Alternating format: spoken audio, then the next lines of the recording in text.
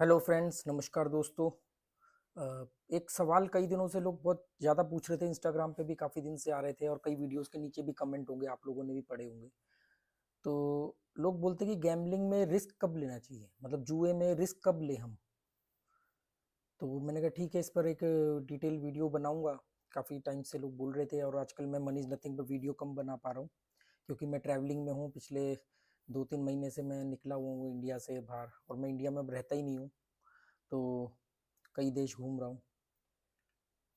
तो सवाल ये है कि जुए में रिस्क कब लिया जाए, गैम्बलिंग में कब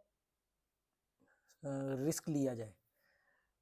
तो इसका सबसे पहला और एक महत्वपूर्ण जवाब ये है कि जुआ अपने आप में ही एक रिस्क है। ऐसा नहीं कि जुआ बड़ा सेफ है और आप किसी मूवमेंट पे जाकर के रिस्क लोगे। जुआ अपने आप में रिस्क है। और ध्यान से देखा जाए तो मैंने 3-4 साल पहले एक वीडियो बनाया था, आपको मिल जाएगा पुराने वीडियो में, कि जिंदगी में हर जगह पर ही रिस्क है। जुए के रिस्क को इसलिए ज्यादा खतरनाक माना जाता है या बदनामी की नजर से देखा जाता है क्योंकि इसमें इंस्टेंट रिजल्ट आ जाते हैं। जैसे आपने नौकरी करी और आपने 10-15 साल नौकरी करने तो आपको कहा कि यार मेरा तो जीवन बर्बाद हो गया, 10-15 साल वेस्ट हो गए, नौकरी से कुछ हासिल नहीं हुआ, पर उसमें वक्त लगा, है ना। ऐसे बहुत सारी चीजों में हम जब हर चीज एक रिस्क है, अगर रिस्क को देखा जाए, जिसको हम रिस्क मानते हैं। हालांकि मैं रिस्क जैसी किसी चीज को मैं बिलीव नहीं करता हूँ, पर मान लो जिसको हम रिस्क कहते हैं, तो वो हर चीज में है, पर बाकी सबके रिजल्ट स्लो आते हैं। जुए के फास्ट रिजल्ट आते हैं, तुरंत आपका नुकसान सामने आ जाता है या फायदा सामने आ जाता है, इसलिए इसको बहुत खतरनाक रिस्क के तौर पर देखा जाता है। तो सवाल अगर ये है कि जुए में रिस्क कब लिया जाए, तो ये बात मान लो कि जुआ अपने आप में रिस्क है। जुए में एंटर करना, गैम्बलिंग में एंटर करने का मतलब है कि आपने अपना सब कुछ रिस्क पे लगा दिया, दाव पे लगा दिया है। या तो जुए में बर्बाद होकर निकलोगे या बच के निकलोगे।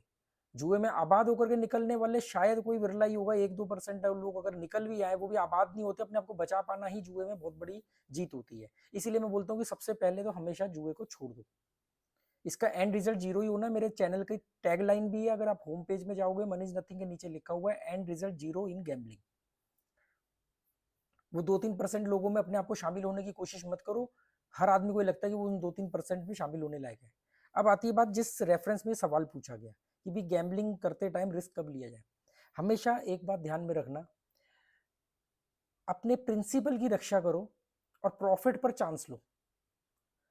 मतलब अपने मूलधन की रक्षा करनी है, और जो उससे मुनाफा हुआ है उस पर दाव लगाने हैं, उस पर चांस लेना है। भाई पहले तो मूलधन को लेकर के एंटर करना ही अपने आप में एक दाव लगा दिया आपने। अब इसका मतलब ये समझो कि जैसे आप, कोई आदमी 10,000 रुपये लेके बैठा है, तो 10,000 से पहले उसने हवा का रुख पहचानना है। लोग क्या करते हैं, जब 10,000 रुपये होते हैं या जो भी अमाउंट जिसकी भी औकात के हिसाब से जो लेके बैठता है, आईडी में जमा करता है या ऑफलाइन कसीनो में जाता है, तो वो बड़ा जोशीला होता है क्योंकि उसको लगता है कि आज उसने सफेद रंग की कमीज पहनी, आज काले रंग की कमीज पहनी, आज वो मंदिर में माथा टेक के आया, आज मंगलवार है, आज सोमवार है, आज दिन मेरा है। ये गैमलर का एटीट्यूड होता है। प्लेयर ऐसा नहीं सोचता कभी। तो जब वो एंटर करता है तो वो बहुत जोशीला होता है, वो जाते ही फटाफट बेट लगाएगा, उसमें पैसा बढ़ जाता है या फटाफट साफ हो जाता है। ऐसा नहीं करना है। आप आए हो, हमेशा पहले चीज को ऑब्जर्व करो, ऑनलाइन हो या ऑफलाइन हो, पहले देखो उसको, कम से कम 15-20 मिनट देखो उसको, समझो क्या चल रहा है। नहीं समझ में आ रहा है, कोई हबड़ दबड़ दिखाने की जरूरत नहीं। चेंज करो, गेम चेंज करो, प्लेटफॉर्म चेंज करो, या ब्रेक ले लो, दोबारा एंटर करो, 1 घंटे बाद, 2 घंटे बाद देखो। जब आपको चीजें आपके मन मुताबिक लगने लगे, जब चीजें सहज लगने लगे, तब भी जो अमाउंट आप लेके बैठे, हम उदाहरण के तौर पे 10,000 मान के चलते हैं, तो 10,000 में से छोटा सा अमाउंट की बेट लगाओ। जितनी बेट बनती है, जैसे मैं हमेशा बोलता हूँ कि कम से कम 20 मौके आपके पास होने चाहिए। तो 10,000 के 20 मौके का मतलब होता है एक बेट 500 रुपए की, है ना। भाई 500 रुपए की 20 बेट, अब 20 बेट में भी आपका भला नहीं हो पाया तो फिर तो समझ लो वो दिन ही आपका नहीं है। और जब 20 बेट लगा रहे तो 20 बेट में क्या, 5 बेट लगातार, पहले मैंने हमेशा बोलता हूँ 4-5 बेट कभी भी लगातार जाएगी नहीं, उसके बाद आएगी आएगी। और 4-5 से ज्यादा बेट आ गई है तो समझ लेना अब जाने वाली है। मैं हमेशा 2-3 बेट मेरी आ जाती है बड़ी बड़ी, मैं उसके बाद छोटी बेट कर देता हूँ, चाहे वो आती रहे, क्योंकि मालूम है कि अब हमेशा थोड़ी आएगी, जिंदगी भर थोड़ी बेट आएगी। तो 500 रुपए की बेट होती है, तो आपने 500 की बेट नहीं लगानी, हवा का रुख पहचानने के लिए ऐसी 100-150 रुपए की बेट लगाओ। ये 10,000 के अमाउंट के हिसाब से बता रहा हूँ, बाकी जिसकी जो औकात है वो उसके हिसाब से इसको चेंज कर सकता है। ऑन एन एवरेज आपकी 20 बेट का मतलब कि एक बार एंटर किए तो 20 बेट, तुम 20 मौके तो मिलने चाहिए। 5-10 आधा पैसा चले गया, फिर 1 घंटे का बैक ब्रेक लो और फिर वो आधे वाले से ट्राई करो।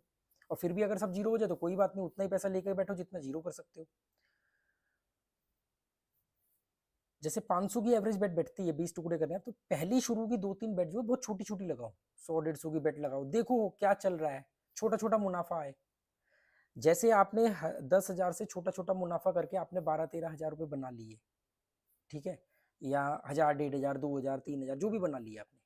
अब आपको लगता है कि ये श्योर शॉट बेट है, अब मैं समझ चुका हूँ गेम को, मैं कॉन्फिडेंट हूँ, पॉजिटिव हूँ, पूरी तरह सकारात्मक हूँ, तो कोई बात नहीं। अब जो आपने, अगर आपको बड़ी बेट ठोकने का मन कर रहा है, जिसको हम रिस्क लेना कह रहे हैं, अपने मुनाफे को दाव पे लगाओ।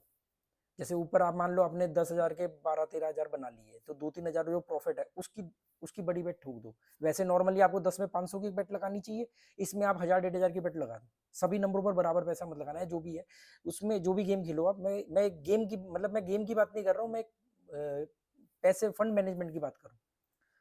अपने मुनाफे पर आप बड़ी बेट लगा दो, आ गई तो सीधा आपका टारगेट पूरा हो जाएगा, अपना बोरिया बिस्तरा बांध दो, अपने घर जाओ। अगर नहीं आई तो कोई बात नहीं, आपका मुनाफा गया है, कॉन्फिडेंस बरकरार है, क्योंकि अपना प्रिंसिपल मूलधन जो हम लेकर के बैठे थे वो अभी है हमारे पास। मान लेते हैं कि 13,000 आपने किए, आपने 1,500 की 2 बेट लगा दी, बड़ी बड़ी बेट, दोनों चली गई। पहली बात तो पहली बेट चली गई, तो हमेशा दूसरी बेट को छोटा कर देना वापस, क्योंकि उसको मैनेज करना है। और अगर मान लो पहली बेट आ गई, थोड़ा कम प्रॉफिट आया, वो नंबर 2-3 जैकपॉट वाले नंबर हिट नहीं किए, तो कोई बात नहीं, दूसरी बेट को भी लगा रहे हो तो लगा दो। मान लेते हम पहली दोनों बेट चली गई, आपने वापस वही आ जाना है अगेन, कि वापस छोटा छोटा करके प्रॉफिट बढ़ाना है। बड़ी मुनाफे को लगाओ लड़ने के लिए, जो मतलब समझ लो ये अपनी अपनी सेना को तो अपने पास रखो। आपकी सेना कौन सी होगी? जो पैसा आप लेके बैठे हो। आप राजा हो, वो आपकी सेना है। क्या कौन है सेना? आपका पैसा आपकी सेना है, वो लड़ेगी वहां जाके। उसको छोटी छोटी लड़ाइयां जितवाओ, वो जो दूसरे सैनिक अपनी तरफ करेंगे, जो प्रॉफिट होगा उसको भेजो लड़ने के लिए। मरेंगे तो दूसरे का मरेगा ना, दूसरे के सैनिक तो मरे, अपने तो बच गए, तो उनको भेजो। हमेशा अपने मूलधन की रक्षा करो। जैसे ही आपका जैकपॉट हिट हो जाएगा अगर प्रॉफिट से, तो सीधा आपका अमाउंट बढ़ेगा, क्योंकि मूल तो आपके पास है। अब मान लो आपने मूल का 90% गवा दिया, आखिरी के 10% के अमाउंट में अगर आपका जैकपॉट हिट भी हो गया और उसमें आपको 15,000 प्रॉफिट आ भी गया, तो आपके पास तो वही मिलेगा ना, 10, 12, 15,000, क्योंकि 9,000 तो आपका भी गया हुआ है। अगर शुरुआत में जब आप पैसा लेकर के बैठे हो, उस समय अगर आपका जैकपॉट हिट होता है या जल्दी प्रॉफिट बढ़ता है, तो आपके लिए फायदेमंद है, क्योंकि जितना लेके बैठे थे वो तो अपनी जेब में है। ऊपर का मुनाफा है, देखो हाँ भाई मुनाफा अपने लायक ठीक है, अपना निकल जाओ। लोग मुझे, आप देखो लाइव के दौरान कितने लोगों के कमेंट आते हैं, भाई साहब हमने 5,000 से 50,000 बनाए, हम 10,000 से हमने 1 लाख बनाया, 70,000 बनाया, 50,000 बनाया, पर हम ना एंड में सब जीरो कर दिया। एंड में तो जीरो ही होना।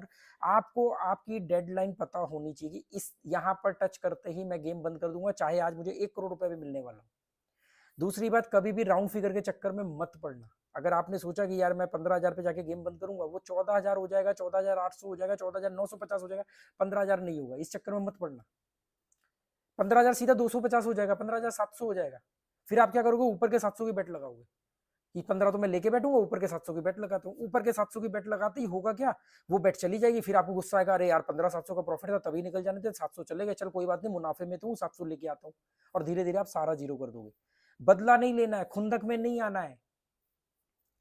तो आप समझे रिस्क कब लेना है। जुआ अपने आप में रिस्क है, पहला नियम। और अगर फिर भी जुए की लत पड़ गई है, बीमारी हो गई है जुए की, तो कम से कम इतना तो समझ लो कि कैसे इसमें बचना है, टिके रहना है, क्योंकि देर सवेर अकल आएगी और आप जुआ छोड़ोगे। जुआ छोड़ना ही पड़ेगा, नहीं तो इसमें बर्बाद हो जाओगे, घर बार सब बिक जाएगा। मैं ये जो तरीके बताता हूँ, ये केवल आप लोगों के टिके रहने के लिए बनाता हूँ, कि बताता हूँ कि ताकि देर सवेर आपको जब समझ आए तो आपके पास कुछ तो बचा हो। जब दुनिया में वापस लौटो, जुए की दुनिया से निकल कर, तो पल्ले कुछ तो हो। सब कुछ लुटा दिया, नंगे होकर के वापस आ भी गए दुनिया में, तो क्या करोगे बताओ। रीस्टार्ट करने के लिए बेस तो चाहिए ना। सिर्फ इसलिए मैं इस तरह की बातें करता हूँ, वीडियो बनाता हूँ। अदरवाइज इस जुए में मैं किसी को भी आने नहीं देता। 300 से ज्यादा लोगों का जुआ छुड़वा चुका हूँ। कितने लोग मेरे को कमेंट करते हैं, सवाल पूछते हैं, सर इसमें करियर बना सकते हैं क्या? सर इसमें 10,000 डाल के 1,000 रुपये कमा सकते हैं रोज के? सर 10,000 डाल के 500 कमा सकते हैं, 1 लाख डाल के 3,000 कमा सकते हैं, 4,000 कमा सकते हैं, कंपाउंडिंग कर सकते हैं, ये कर सकते हैं, वो कर सकते हैं। सबको मैं साफ मना करता हूँ। जो नहीं मानते हैं, उनको जो सुनना होता है वो कोई दूसरा कोई बंदा सुनाता है, उनको बड़ा अच्छा लगता है। 6 महीने बाद आकर के रोते हैं मुझसे, 10-10 हज़ार रुपए देकर के मुझसे 1 घंटे की जूम मीटिंग करते हैं, सिर्फ इसलिए कि भी मतलब कि यार आपने जो बात बोली थी हमने मानी नहीं, आज हम जान रहे हैं। ये इतना आसान नहीं है, ये माइंड गेम है, ये ट्रैप है। चलो बाकी आपकी अपनी मर्जी, आप खुद समझदार हो। Okay, good bye, thank you.